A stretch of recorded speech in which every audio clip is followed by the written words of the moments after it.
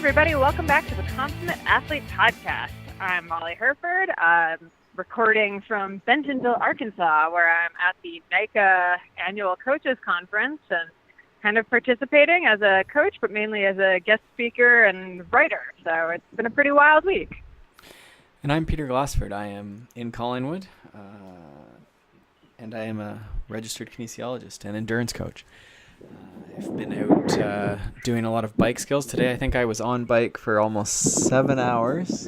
I don't know what the rolling time was, probably more like 4. But we have a big race coming up, so yeah, everyone seems excited about that. I do, my preference is always to work on stuff away from races, because it's always very hard to do much on the race weekend. You don't want to sort of be overthinking things, so reminder to everyone that race will come at some point, so be practicing that thing that you're sort of scared of and putting off. Yeah, absolutely. And you are in Arkansas for what? I just said the NICA Mountain Bike Coaches Conference. So NICA is the National Interscholastic Cycling Association in the U.S. So basically they put together all the high school mountain biking teams. So, it's a super cool program. I'm really excited that they asked me to come out and, be part of the conference, especially part of launching their sort of female-focused side of things, the goal being to, really increase female membership. And I mean, honestly, the female membership of this organization is actually pretty decent as far as the cycling world goes already. So it's awesome that they're putting as much effort into it as they are. So yeah, I've gotten to talk to a ton of rad men and women, and, got a room full of male coaches talking all about how to talk to young girls on their teams about what chamois to wear and stuff like that. So, I was excited about that. And we talked all things shred girls as well, which you guys know I love chatting about. And I've been actually riding. Bentonville has some amazing mountain bike trails. So I've gotten in a lot of really good mountain bike rides since I've been here. That's good. Yeah. So you were on like a panel discussion, and you were telling me that sort of broke down into lots of questions around sort of saddle sore, and just sort of how to deal with and what best practices are around getting out of that chamois and not wearing underwear and things like that, right? Yeah, it's actually pretty cool. I got to kind of write the little,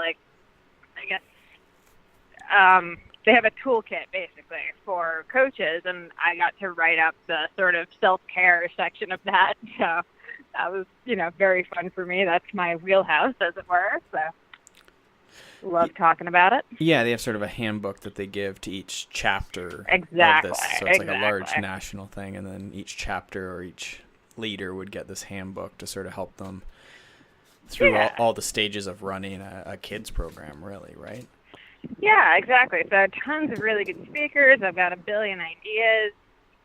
Just saying, if you're at all interested in mountain biking or youth development in pretty much any sport, you should really check out what they're up to. I think it's at National MTB on Instagram and Twitter, and they're just doing really cool stuff. So I really urge everyone to check them out.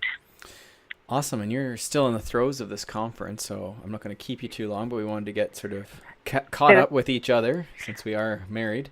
But then also sort of get this introduction for this episode today done.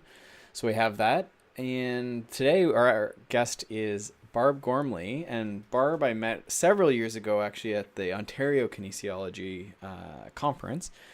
And she is sort of the expert on all things poling or urban poling, which also you might have heard called Nordic walking. You might have seen people walking about your local town or city with poles and wondered what's that all about. So, yeah, we talk all things urban poling. I'm very interested to listen to this interview just because, you and I have been kind of debating whether or not I would use poles if I try to run the close trail that we hiked a couple of episodes ago. And I'm sort of two minds on it. I'm not totally positive how much help they'd be, but I'm willing to give it a shot. So maybe this episode will convince me. Well, and that's the thing, right? This is obviously, some of our older population, maybe some of our injured population, or maybe even some of the cyclists who want to become runners this fall, should probably, or will definitely sort of enjoy and take interest of this. But we talk about the differences between hiking poles being sort of things that would help you and indeed do sort of help you, up things and, your stability and stuff. Whereas the Nordic walking poles or the urban poles are actually meant to sort of engage more muscle mass and then also sort of be almost inefficient, which I sort of call it, our goal with exercise is always to have sort of inefficient exercise, right? We want to burn a lot of calories, expend energy. Mm-hmm. So it's sort of getting people to work harder, but also getting that advantage of, a little lower impact than maybe walking, and then also offloading some of the load on sort of those hips, knees, ankles. For anyone with injuries, right? And we talk about some of the different applications they're using it for, ranging from traumatic brain injury, knee injury, just even people that are sort of, were quite active and then now are injured. It's different than using crutches. And I thought that was a really interesting way. I had never really thought about that, right? You're injured and then you're given crutches. Yeah. Whereas, this is something where you could come back, join, and they have the same place as Alex Hutchinson basically does his runs on Saturday. They meet at a very similar time and do urban poling in the cemetery in Toronto that has sort of recreation paths through it. So I wonder if any of the groups have beef with each other. Oh, they probably do. They probably have standoffs and stuff. I really hope so. But yeah, so I think it's worth listening just to find out, this might be something that you expose some parents to, or, if you have an injury yourself, it might be some way you can get out and sort of experience it.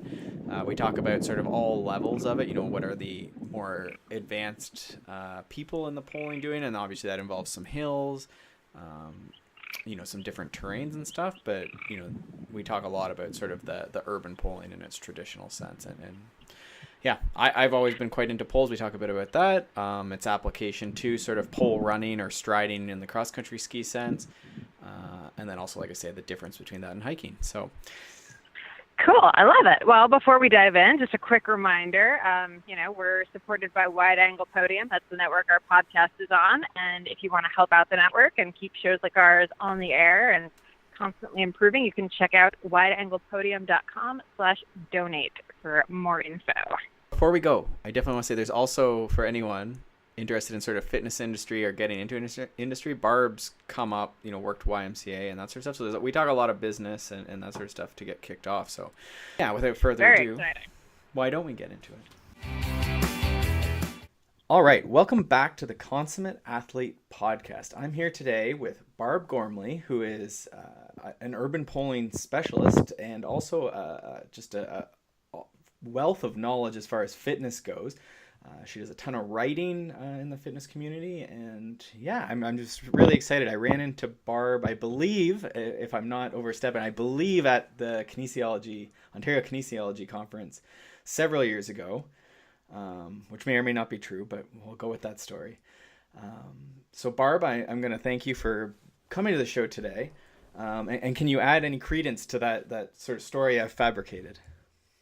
I think it's true. I presented a lot of conferences. So, I have done the OCA conference and all of the fitness and health conferences across the province and kind of across the country, actually. Yeah, because Nordic walking is really gaining a lot of interest now as the years go by. So, so lots of interest in it.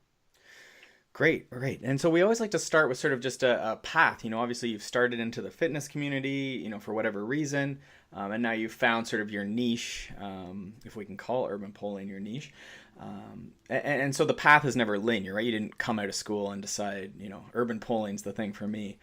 So I'm always curious to know sort of how you got there, and I know a lot of people like to hear sort of that career path as well. So can you give us sort of a brief rundown of how you went from sort of a young person through to this, established professional? Sure. So I went to university and graduated with a health and physical education degree. And then I spent the next few years, I worked for the YMCA, Metro Central Y in Toronto, which was fantastic. And I was a group exercise instructor. And then I went into the corporate fitness world, and all of those things really are kind of all about working with the public and doing all kinds of, a variety of fitness things, whether resistance training in the weight room or group exercise classes or yoga. So lots of experience working with people one-on-one in groups. Then I took a year off and I went sailing for a year. And then when I came back, it was a little bit hard to get back into the corporate world again. I was, I guess my previous job had been working at Manulife Financial in downtown Toronto, running their corporate fitness center. And so to get back into that corporate world was something I just wasn't quite comfortable with after spending a year in flip-flops and a sarong.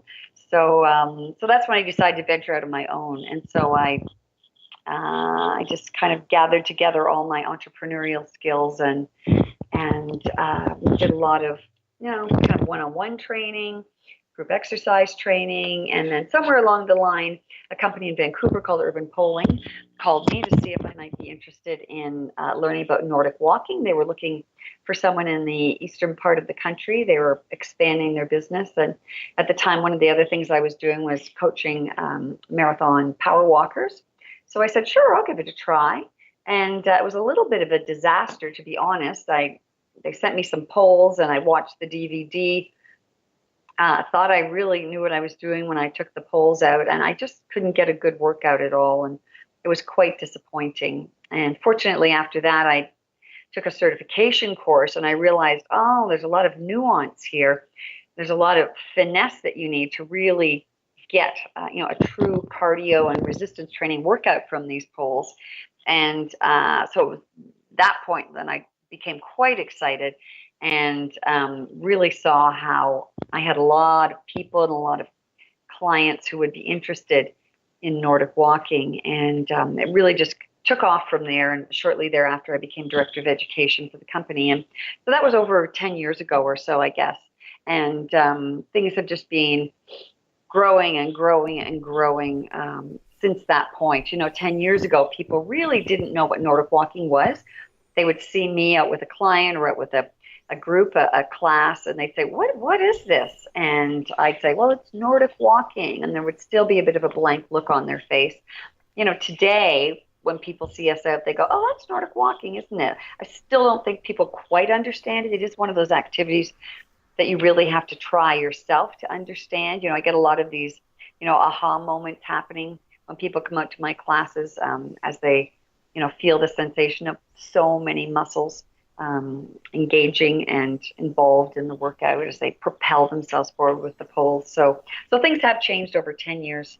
That's for sure. And so that's kind of in a nutshell the path that got me to where I am today. I like that. I mean, there's a lot of, I think, even nuggets there around, you were grinding it out in the YMCA, which is a great organization, but, it's not the most glamorous of places to start, right? But you started there. Do you think that was like pretty formative as far as your fitness career, like being able to be in a place like that and get a job early? I think so. I think, if you're going to be successful as an entrepreneur in the fitness business, you have to have a really good foundation, and you have to start at a place that has a great reputation for training people and giving them a good foundation. I kind of skipped over several years. I was at the Fitness Institute as well, which is, no longer around, but at the time was kind of the premier club, which grew to be 3 clubs in Toronto at the time. So I got a really strong foundation at those places in terms of my, science background, my, practical skills background, and just building confidence. And, when you're an entrepreneur and working on your own, running your own business, you really are just, or at least I am, a one-person show. So you don't have a lot of people kind of right there handy to learn from and to feed off of. So I'm lucky that early in my career I had a lot of great role models and mentors that gave me that great foundation.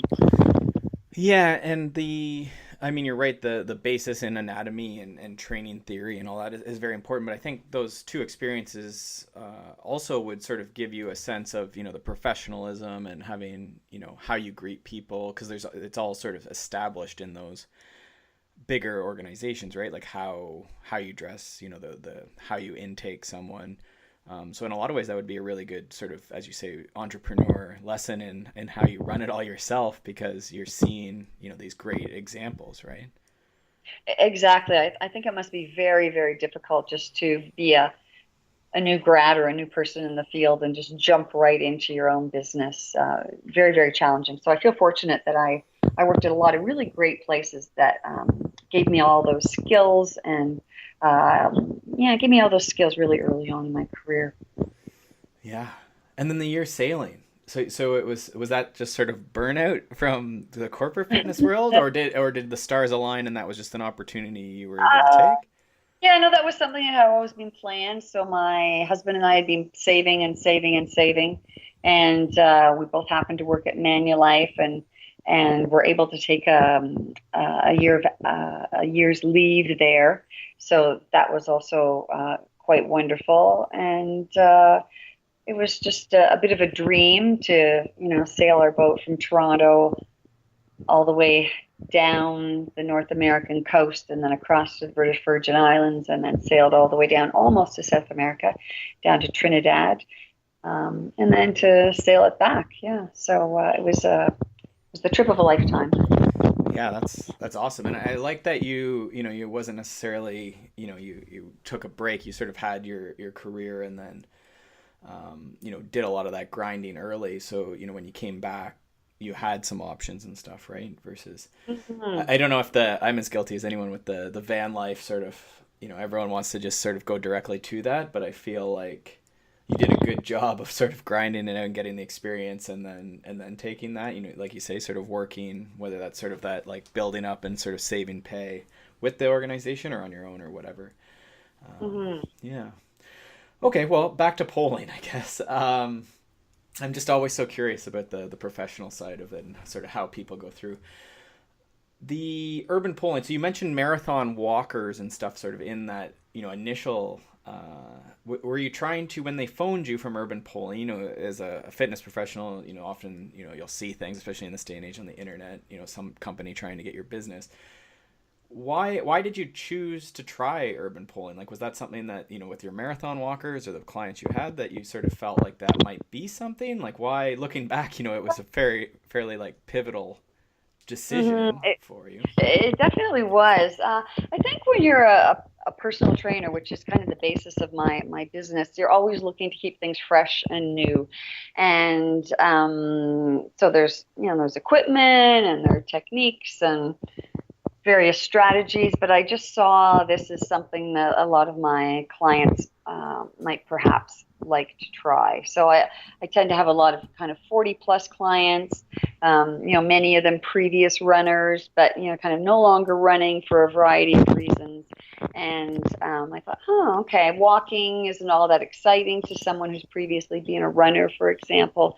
So that was kind of the first person who came to mind, like, maybe this might be an option for some of those clients who just haven't been able to find that cardio alternative to that running that was so, important to their lifestyle. So I think that's probably what it was. And it was, it was a personal phone call. It wasn't just kind of a random email that had been sent out to many people. And I really liked the people I was talking to, and everything just really kind of fell into place. And so I'm just very fortunate that I'm the person they called, and that we've had such a great relationship over all these years. Yeah, it's definitely something I struggle with. There's always new programs or new whatever, new certification courses, and it's, which ones do you jump on board with? And then in your case, you even, had to persist a little bit extra, right? From that initial exposure. So it's always, which ones do you, just keep plugging away at? Exactly. Well, I liked, the person I was speaking to, Mandy Shintani. She's the occupational therapist who's a co-owner of the company. I liked her so much, and I knew she had done a lot of research, and I knew she was very excited about it. So I thought, okay, I'm just going to hang in there, and hopefully, hopefully there will be something that happens here that makes this all work. And once I became a certified instructor, and I actually met her in person, and she taught me to Nordic walk, in person, and I became a certified instructor, then it was like, oh, that's what it's all about. So I just hadn't caught on, and it actually was kind of a positive, because one of the beautiful things, I should say too, that urban poling and Nordic walking are two words that we kind of use interchangeably. Urban poling is kind of what the company Urban Poling Inc. calls Nordic walking. So we kind of switch back and forth between those words, a little bit like Kleenex and facial tissue. But so I think there are many pluses and many great reasons that people love Nordic walking. And one of them is that it's just the perfect amount of challenge. So for somebody like me who loves group exercise classes and loves complexity and memorizing combinations and the details about the technique, about doing an exercise, there's enough there to keep me interested and make me interested in it. But it's just so interesting that it's also not so complex that a couch potato-ish kind of person can also enjoy it. So, and also find it challenging, but not too challenging. So I find I teach a lot of classes, and I have all kinds of people who have barely exercised at all, and perhaps there's been some kind of medical event in their life and they've been told they have to get out and exercise, and that's why they find me and come to my classes or take a private class with me. And then the other end of the spectrum, I get super fit people who just cannot do their activity anymore because they're looking for a non-impact, low-impact activity that's not going to strain, the joint that they're having issues with, perhaps. And they enjoy it just as much and find it as engaging mentally and physically just as much as well. So there's a big long list of benefits, but that's one of the ones that I find the most interesting, is that it appeals to people of all kind of athletic abilities. And so.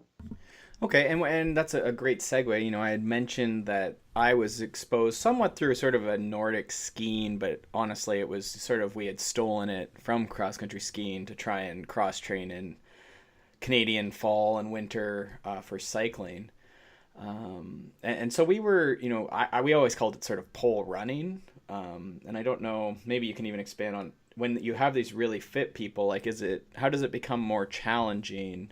Like, is it strictly in the speed, or is this like, we're certainly taking the Nordic walking, off road or to hills, or sort of what is encompassed in the urban poling sort of, or what is encompassed by it? Yeah, it's pretty much about speed. So I like to compare it to swimming or tennis, perhaps. So swimming is something that you can do, at the youngest age possible, but you can also swim into your 90s. And tennis is the same way. You can play tennis in your younger years, and it's one of those beautiful sports that you can that ages with you. You can play tennis in your 90s. And really, a forehand and a backhand are exactly the same, whether you're in your 20s or whether you're in your 90s. It's just all about intensity and speed. And so it's the same with Nordic walking, is that we do the exact same technique. It's just that we're going a lot faster when we're fitter. And then probably we're adding some hills and some terrain challenges, some staircases, etc. But the basic technique is the basic technique.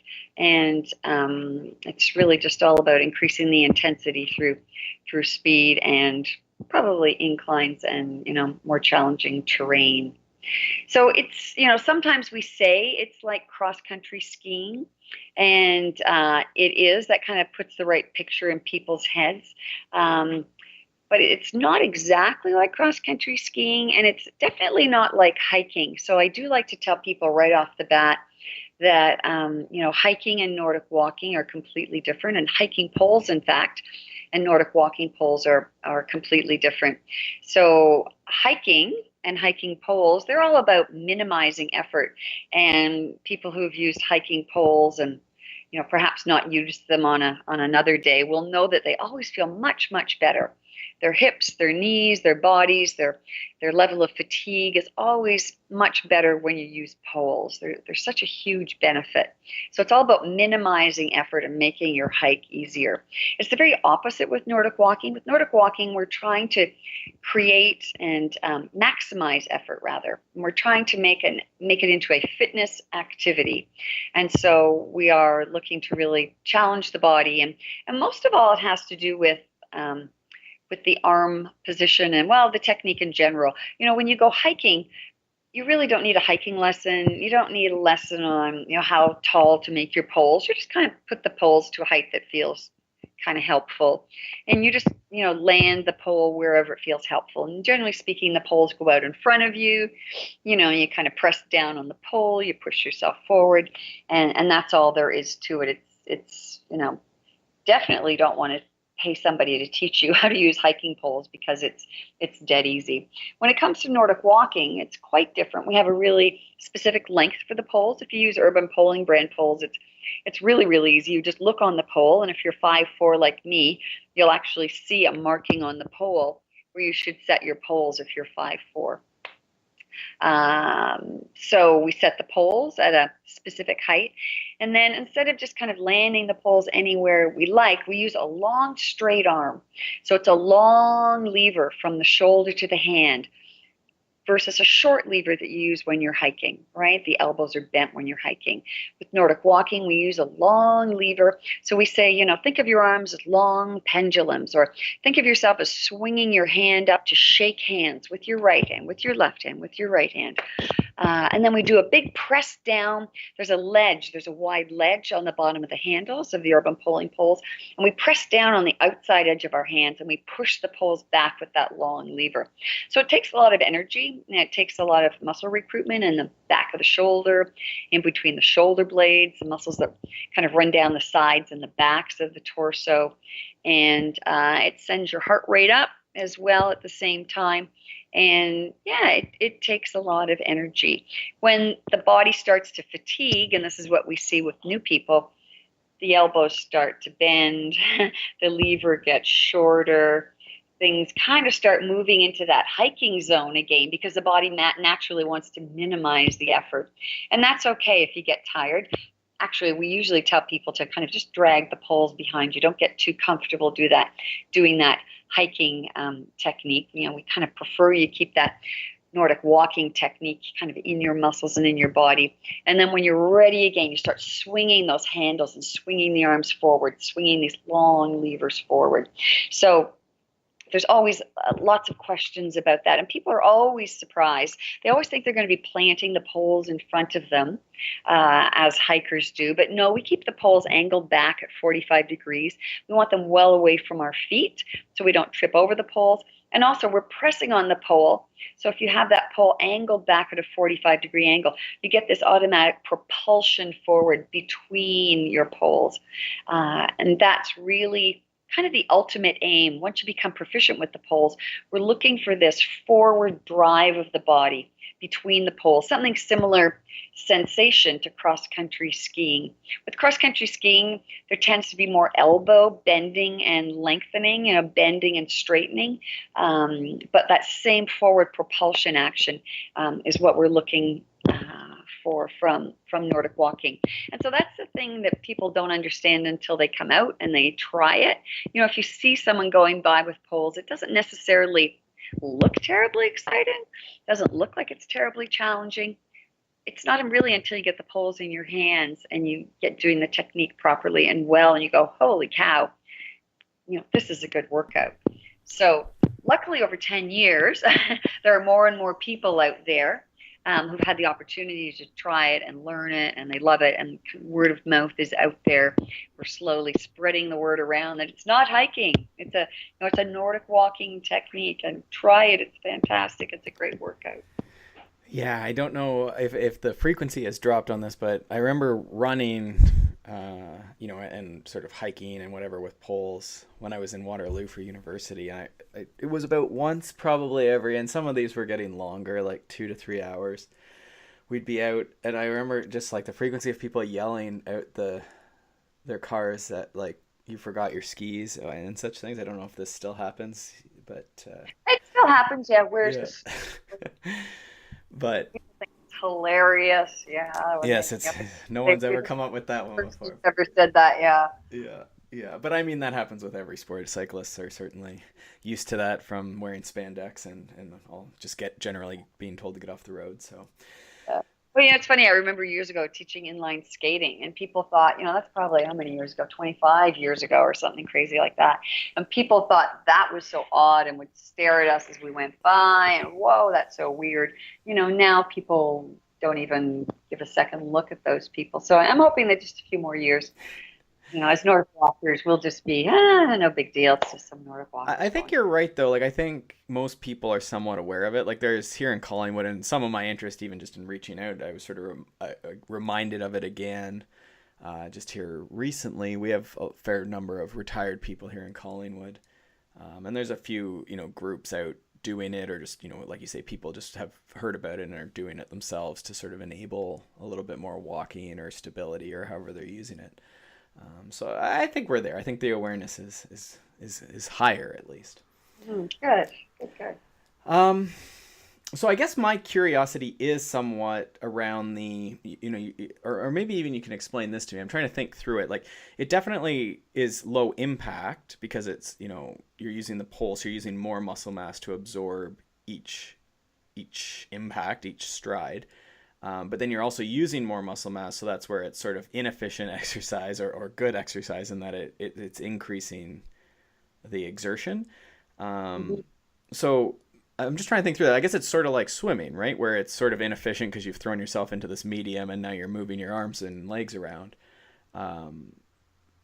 But then you're sort of dispersing it, so the load on your knees or your hips is less. Would you agree with that bumbling? Exactly. Sort of, yeah. Exactly, and inefficient in a good way, just to clarify, right? I know that's what you mean. Yeah. So inefficient in terms of making it a challenging workout. So I always think back to somebody I know who had, some knee surgery, and she was a young, fit athlete, and she said, "I just love the pull. I can't run anymore." My orthopedic surgeon said no more running, but she said, Nordic walking I can do. I can get my heart rate nice and high. And she said to me, every heel strike, so every time my heel hits the ground, is just, and she held her fingers up like and put about an inch between them. She said, it's just this much gentler each heel strike. And when I Nordic walk 8,000 steps, for example, maybe in an hour, if you multiply that, little tiny bit times 8,000, by the time I get to the end of an hour, that's really added up. So it means I can cover more distance, I can go faster, I'll feel better the next day, and or all of the above. So the beauty is that it takes the load off the lower body. So that heel strike is just a little gentler. So that's a positive. And then the positive is the extra effort goes into the upper body because you're landing a pole at the same time. And that weight, that resistance is going into the pole and up into your arm and into your upper body and your core muscles. So it's really like a win-win all the way around. So gentler on, the lower body that maybe needs that little bit of gentleness, and then more challenge for the upper body. And most people can always use, need more strength and endurance in their upper bodies. Yeah, and I mean that was the attraction.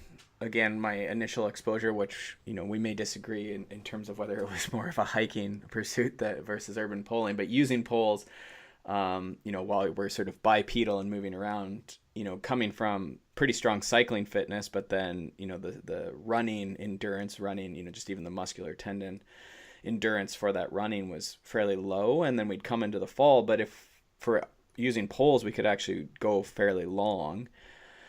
And the soreness was like nothing. Like I could maybe run for half an hour if I, and still be a little sore. And then you could do maybe 90 minutes even. And these are just approximates. But the difference in how long you could go was much different. Mm-hmm. So, you're still getting that offloading effect, whichever technique you're using. Mm-hmm. Whether you're hiking or Nordic walking, you're still offloading weight into the poles. Right. And so, so there's that which makes it a fantastic cross-training activity for many people. Yeah. Mm-hmm. So, like cross-country skiers do use a version of this, right? Like they stride up hills, before the season starts. The Consummate Athlete podcast is part of the Wide Angle Podium Network. Supporting Wide Angle Podium gets you access to podcasts like ours and keeps your favorite shows on the air and constantly improving. You also get access to rad bonus content when you donate. Check out wideanglepodium.com for show information, other Wide Angle Podium podcasts, and to become a donating member with awesome bonuses. You'll help support the Consummate Athlete podcast, and every donation helps us keep improving the quality of the show. Again, that URL is wideanglepodium.com/donate. Thanks for any support. Okay, so you're doing, some of you're presenting this sort of as a group fitness class, and you meet in Toronto, at Mount Pleasant and High Park, I see. So we'll link to all that, of course, and some of the demonstration videos you have as well. But you spoke through sort of the basic technique quite well. When you're doing these classes, then, like, is it essentially, like a group walk, or is there, obviously some technique to start, and then sort of like, do you do intervals, or what does a class look like?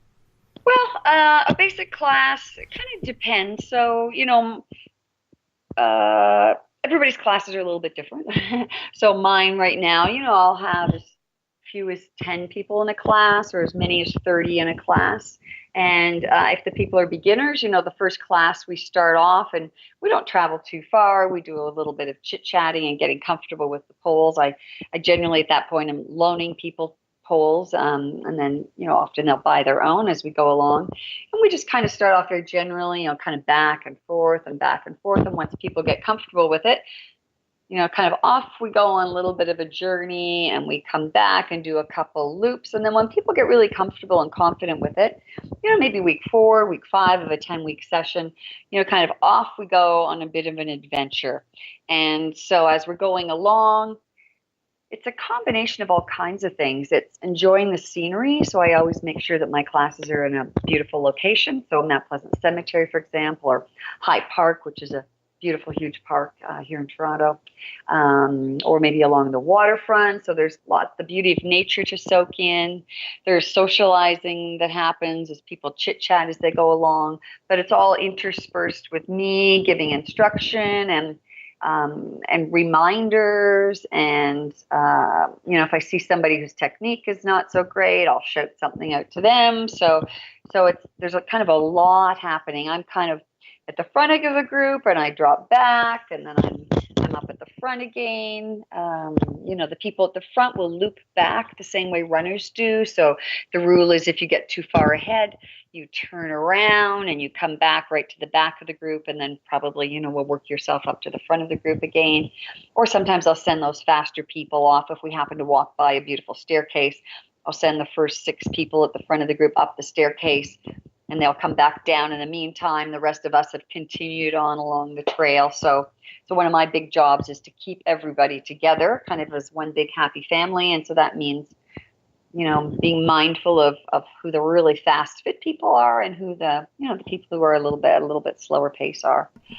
We stop for intervals lots of times. So there are lots of exercises we can do with the poles. So things as simple as lunges and squats, we'll put the poles aside and maybe do push-ups if there's some park benches there. Other people will do their push-ups right down on the grass. We'll do something called double polling. We'll do some balance exercises perhaps. So we stop maybe 2 or 3 times for intervals. Really kind of depends on what's there. There's some locations where there's some nice big kind of 12, 14, 16-inch high rocks. So we all get a rock, and we do some, step-ups on the rock, which is great. We might sit down on a rock and do some triceps dips. So then we get back to our starting point and probably finish with about 5 minutes or so of stretching. And hamstrings are one of the big muscles that are really working hard during any kind of walking. So big hamstring stretch, big stretches for the, the outer hips, big stretches for the upper body, and then it's over, and everybody's all pumped up and invigorated from the walk, and we wrap it up. So that's what my classes look like. Everybody's are a little bit different, and I have varying levels of classes. I have one class called Gentle Beginners. A lot of physiotherapists send their clients to me post physio, people who are just not quite comfortable getting back into full activity on their own. So that's a very gentle class, as the class name suggests. So I have the back of my car is open. If people need to sit, they can kind of rest their bum just kind of in my car, or perhaps they've come with a walker they can sit down on. Perhaps we can all walk to a park bench, and those who still have energy and are feeling great will continue to walk. So they're really all kinds of levels, and the beauty of Nordic walking is that it appeals to such a wide range of people. It makes my job very interesting because I'm working with people whose health is really being compromised. Some of those examples I just gave, to some really like super, people who are at peak fitness. And so that's fun to work with them as well. And then lots of people, of course, who are just somewhere halfway in between that. Right. That sounds awesome. I mean, getting around and sort of exploring and, like you say, sort of customizing it. I'm curious, what is the double polling exercise? Can you describe that? Is it easy to describe? Yeah, for sure. Double polling, I always tell people, I say if you're a skier, this will be familiar. This is when you come down, you're downhill skiing, you get to the bottom of the hill, and then you realize, you want to be at the lift that's over there. And it's, flat terrain. And so you drive both poles into the ground and you ski over, basically to the next lift. So it's sort of that sensation of both poles landing at the same time and a big push with both arms back. So in actual fact, it's the exact same technique we use for, alternating arms, single polling, kind of the standard technique, but we're just moving both arms up at the same time and back at the same time. So we use that going up hills, even just for a change of pace, or just to increase the intensity a little bit too. So it's just another technique that's fun to throw in there sometimes. Gotcha. So you're still striding or walking. Your legs are still doing the same thing essentially, but you're pushing. Gotcha. All right. And then if someone was a fitness trainer or a coach or something, you do offer sort of a certification course. What do those look like? Are they single day or full weekends or what is something? It's a half-day course. It's also an online course. So we have a lot of people in small towns. Urban Polling has people in every province and territory now certified. So there are people in very small communities who can't get to a live course. So that's an option, the online course. But I always say, if possible, it's nice to come to a live course. So usually people have been participants in a class and they know what Nordic walking is all about, or they have at least a bit of an idea. So the first part of the course is just checking out their technique and polishing it a little bit, and then we talk about how to run a class and the components of a class, and mostly how to teach the technique, even though it's not a terribly difficult technique. It's important to teach it in a step-by-step fashion, or people can very easily become frustrated. And so just, learning how to teach the technique. And then after that, a lot of troubleshooting. So when you see people walking and displaying this error, how are you going to fix that? What can you say? What can you do? What, can you stop and do a little exercise? Can you emphasize something that will get that point across? And we help them set up a schedule, a 10-week class schedule, and here's how you might want to approach it. Week 1, try this. Week 2, maybe add this. Week 3, here's something else you can add. Week 4. So we try to make it as easy as possible for people to set up their own program, and give a few little marketing tips, and because of course you've got to attract some people to your classes, and so it's quite comprehensive, and lots of information packed into one session. We have a level 1 and also a level 2 course, and then a level 2 course just adds on to the basic knowledge and takes instructors up to another level in terms of their teaching skills. That sounds like an action-packed half day, actually.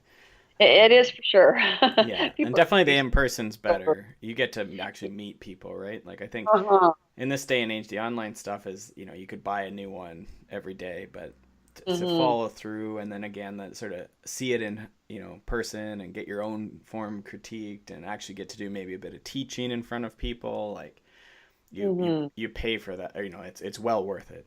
It is for sure. You get to practice, teach, and make all your mistakes on one of the participants in the course instead of a real live paying participant in your class. And then you get one-on-one feedback from me or whoever's teaching your course, who tells you, yes, that looks fantastic, or let's try and get your thumbs down and back a little bit further. We need a little more follow through on your arms. So when you leave the course, you leave with confidence, knowing that you have good technique, or perhaps knowing that you still need to work on a couple things. There's kind of no guessing, that I think I have it. You really know for sure the instructor has given you some really clear feedback on how well you're doing. Right. Okay. Well, quicker questions here to finish off. Common mistake. We're always curious. People, the first time you go to something, you're sort of nervous a bit. So, what would you say the most common mistake? Someone's, relatively, they're not necessarily coming back from injury, but maybe, haven't done a lot of training, or, just haven't ever done anything like that. They're maybe a cyclist and they're going to try this. What's the common mistake that people make with polling first time out? Well, yeah, well, if you ask any instructor, so urban polling, I think we have over 1,500 certified instructors now across the country. We'll all say the same thing, and that is keeping people's arms long and straight.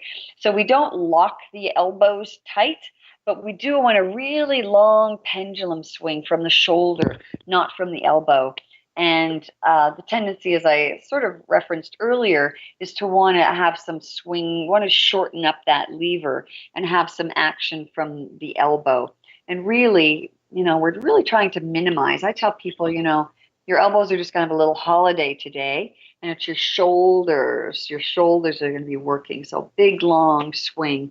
So that's the thing we're always trying to get working on. And people will have the long swing and then it will disappear. And then, we'll say, elbows, everybody, stretch those arms out. And oops, then they're back in great form again. So we're always kind of fighting that one, trying to get people those long arms. The other one is that we need the hands come up to that handshake position. But then the range of motion is that you come all the way down till your thumb is by your thigh. And in fact, once you walk forward, it'll go back behind your body. But we need people to swing up and then bring the arm all the way down. So sometimes that's a little bit of a challenge for people too. Sometimes it's just that their stride isn't long enough. That'll often fix that. But if you don't have a large range of motion happening at the shoulder, you can't get a nice long stride either. The range of motion at the shoulder is going to match that at the hip. So we want kind of a nice, long, vigorous stride. And so we need the hand to come up to the handshake position and down to the side of the thigh.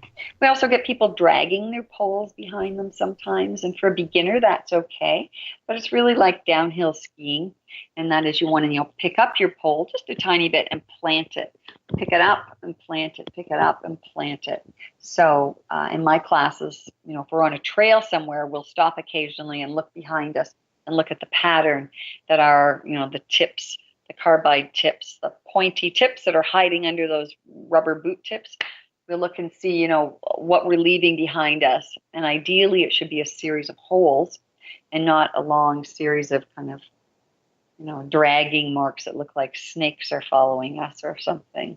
So those are probably the biggest ones. We always want people to stand as tall as possible, so to lengthen through the waist. Pull the belly button up and in, lift the rib cage. We try all different kinds of things depending on what people's background is. A lot of people have done Pilates and yoga, I find, who come to my classes. So any of those previous cues kind of tend to work for people. So pulling yourself up, and as soon as you do that, lengthen through the waist, then the shoulders come back over the hips, and the posture is, magically tall and strong. So these are the kind of cues that, as an instructor, we're really kind of constantly constantly calling out to people and reminding people about. So as an instructor, just to kind of get back to what the class looked like, I like to think it's a good mix of socializing and chit-chatting and technique tips and reminders as we go along. So I'm kind of constantly doing back and forth between those two things. So just to make it an all-round pleasant athletic experience by the end of the hour. That's great. And then the other question we like to know is, again, in that same vein, if you are showing up, how do you not look like a newbie? What it could be something people are dressed with, or you mentioned not dragging your pole, so the guy scraping the ground with his poles is a good one. Does anything else come to mind as far as looking the part or being prepared to do the activity? Yeah, well, I would say I used to get people arriving with cross-country ski poles, and hoping that they could use their ski poles instead of their Nordic walking poles. I don't get that so much anymore. So that just kind of tells me the person really doesn't know too much about Nordic walking, and that's absolutely okay. But cross-country ski poles are relatively long. If you compare them to downhill ski poles, and Nordic walking ski poles are different again. We have a rubber boot-shaped tip on the bottom that we use for sidewalks and asphalt on hard surfaces.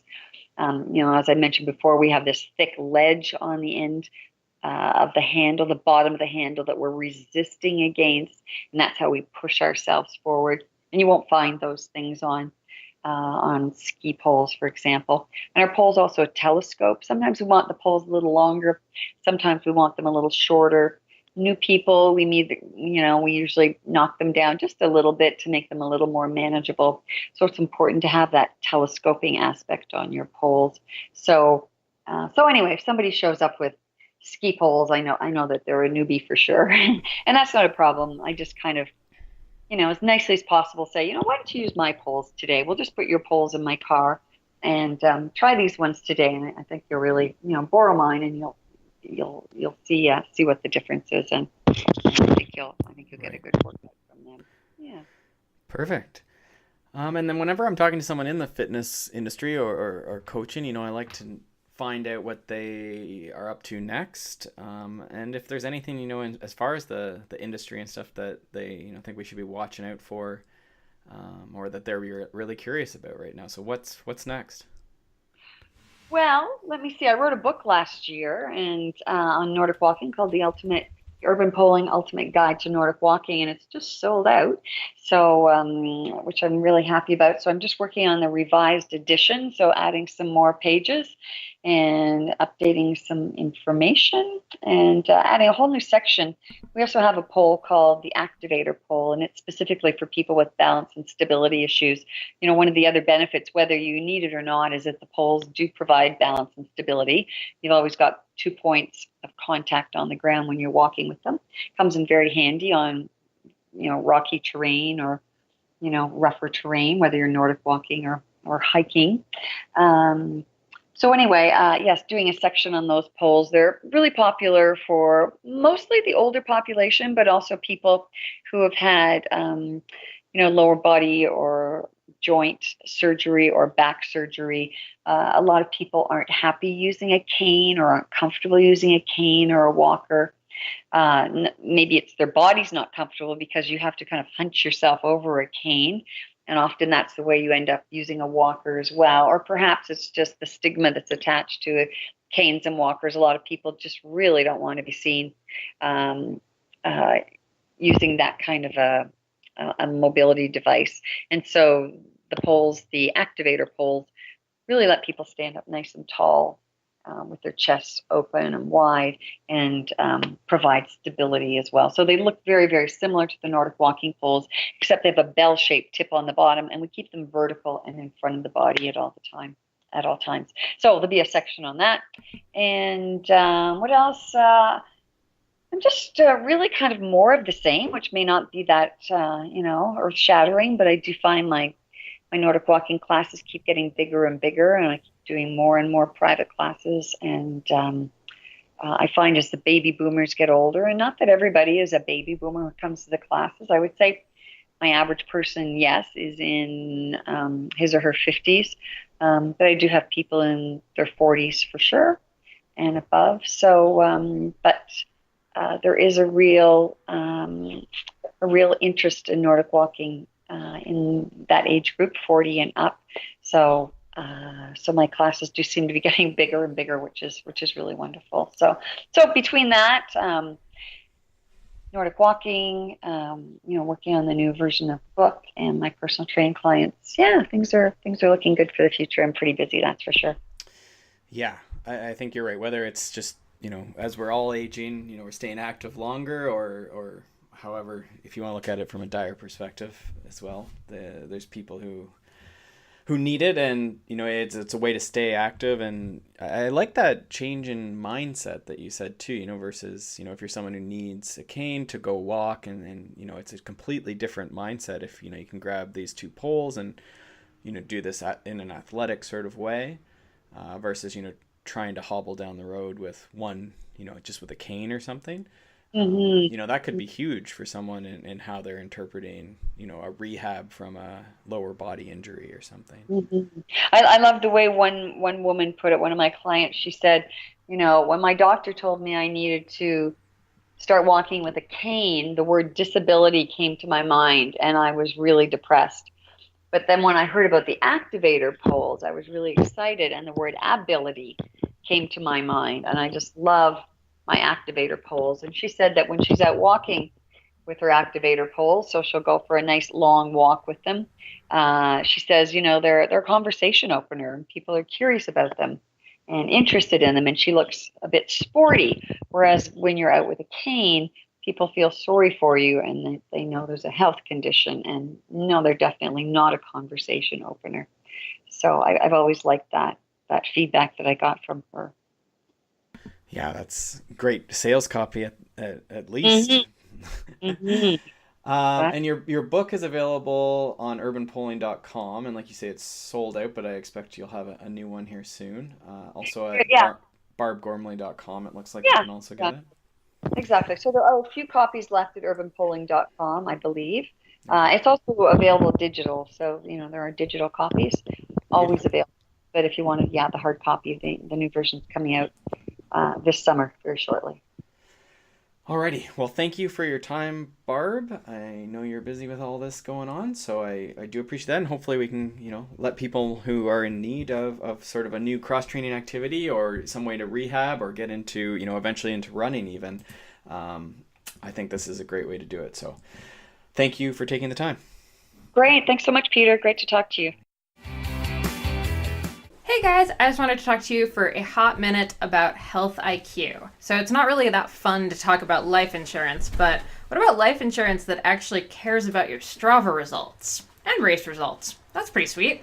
So Health IQ is a life insurance company that promotes a health-conscious lifestyle through financial rewards, which means they've got special rates for cyclists, runners, triathletes, and other health-conscious people. They've used science to kind of come up with these lower rates on life insurance for people who are exercising, say, 4 times a week, because, research has shown that people who are highly active, by exercising have a 22% lower cancer risk, 50% lower heart risk, and a 34% lower risk of early death.